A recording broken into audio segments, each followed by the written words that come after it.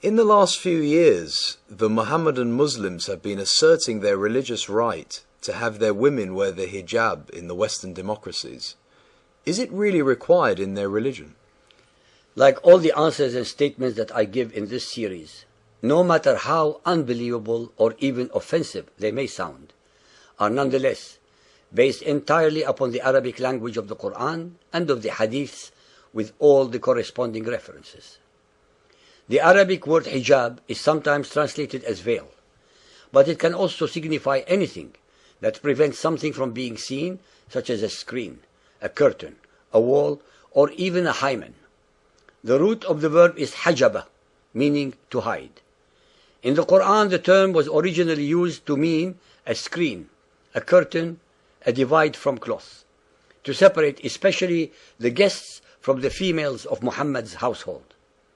The story that explains the reason for this particular alleged revelation of verse 33.53 is mentioned in detail in Bukhari Hadith 8.255 or 8.257.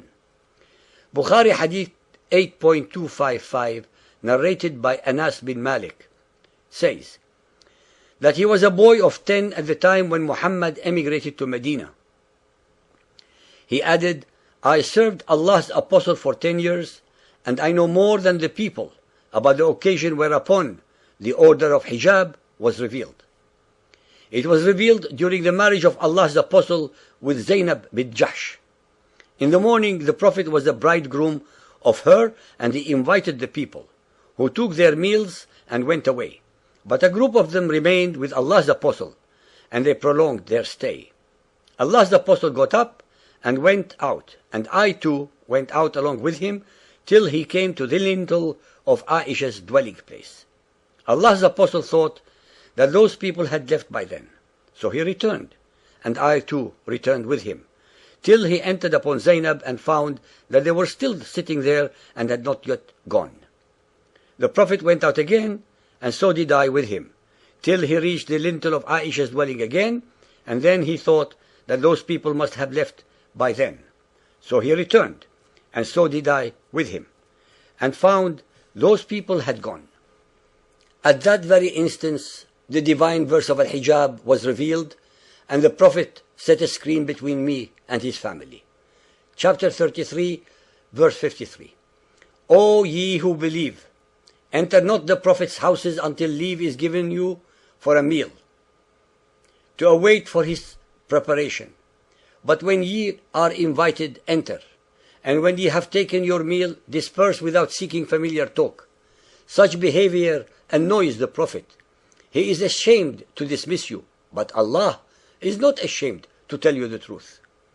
And when ye ask his ladies for anything, you must ask them from before a screen, hijab.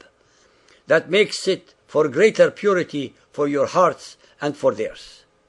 Nor is it right for you that you should annoy Allah's apostle, or that you should marry his widows after him at any time. Truly, such a thing is in Allah's sight an enormity. It is crystal clear from the verse above that all of its instructions are to do with Muhammad's personal annoyance at the behavior of his guests. As usual with Muhammad and his Quran, an instant made-to-order revelation was descended to turn his personal objections into unchallengeable divine sanctions, emanating from the unsuspecting mouth of Allah, the supreme rock god of the Kaaba.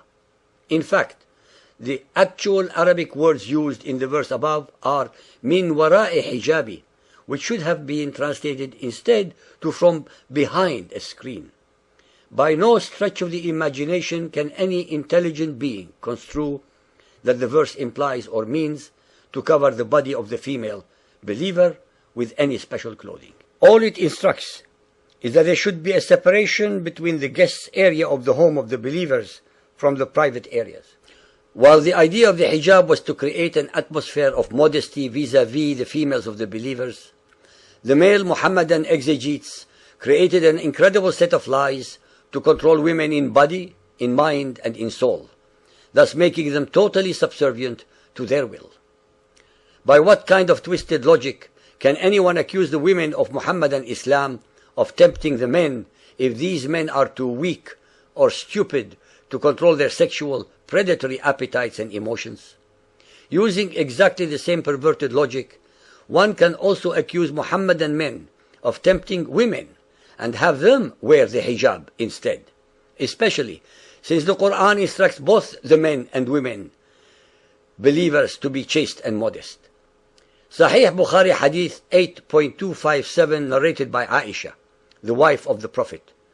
Umar ibn al-Khattab used to say to Allah's apostle, "Let your wives be veiled," but he did not do so. Umar was anxious for some divine orders regarding the veiling of women, so Allah revealed the verse of the veiling, al-hijab. Although both the Quran and the Hadiths clearly explain the meaning and reason for the hijab, nonetheless, the male chauvinist followers of Muhammad deliberately misinterpreted and or misrepresented it to mean that the female followers should be covered from head to toe with a garment from which only their eyes can be seen. This is a method to control Muhammadan Muslim women physically, intellectually and spiritually, so as to have them totally subservient to the will of the men as if they were domesticated animals. They want to cover the female followers of Muhammad, hundreds of millions of God's human creations, as if they are an offense to the Almighty. Al-Hajj Maulana Falzul Karim in Mishkat al-Masabih, Volume 2, page 692 says, "A woman is like a private part. When she goes out, the devil casts a glance at her."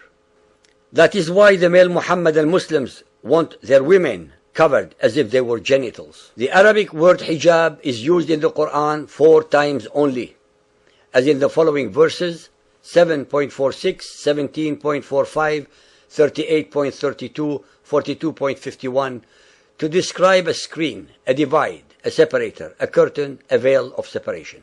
In none of them is the word associated with any kind of dress or costume covering the whole body of anyone or anything. What is being enforced upon the Europeans and other democracies today is a politicized form of hijab, so that slowly but surely more and more Sharia-based rules are insinuated into the consciousness of our democracies, acting as a slow poisoning of our values. The hijab is not in the Quran or in the Hadiths as a total covering of the women of Muhammadan Islam, and no Muhammadan Muslim can prove otherwise. Muhammadan Muslims depend entirely upon the ignorance of a humanity in general regarding the Arabic language and the actual meaning of the Quranic verses to fool, to deceive, and to misinform them, so that they can insinuate their agenda into our consciousness and undermine our democracies.